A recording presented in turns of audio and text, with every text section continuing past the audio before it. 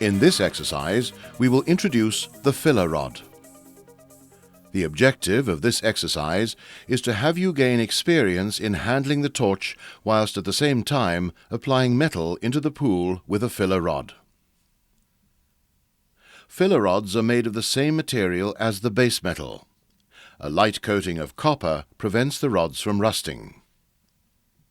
Returning to the exercise, select a mild steel filler rod that is of similar thickness to the base metal.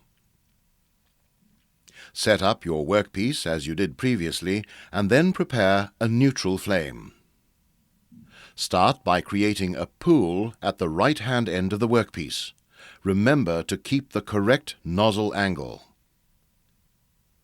Hold the filler rod as demonstrated at an angle of about 30 to 40 degrees. This forms an approximate right angle with the nozzle. Rotate or weave the nozzle to create the 6 mm pool and then introduce the filler rod. The action is to dip the filler rod in and out of the puddle as the nozzle moves along.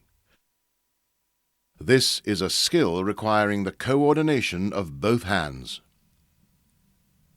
Make a welding bead along the workpiece using the filler rod. As in the previous exercise, you will find that it will be necessary to speed up the movement of the torch when you approach the end of the run in order to prevent melting through the metal. When you have made a run along the entire length of the work, shut down your torch and then inspect the bead. The bead must be of consistent width and the pattern uniform along the full length. With ample practice, you will develop the skill of weaving or rotating the nozzle to produce the desired results.